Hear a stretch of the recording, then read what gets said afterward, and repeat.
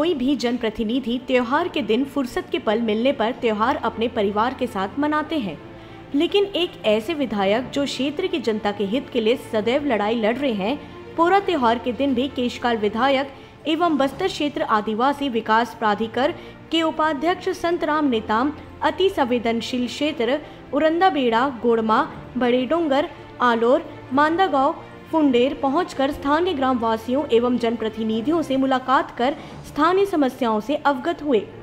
उरंदाबेड़ा में क्षतिग्रस्त पुलिया का जायजा लेकर तत्काल कलेक्टर को दूरभाष के माध्यम से चर्चा कर क्षतिग्रस्त पुल को बनवाने के निर्देश दिए एवं कोनगुड़ में बन रहे 500 सीटर आश्रम छात्रावास का निरीक्षण किए।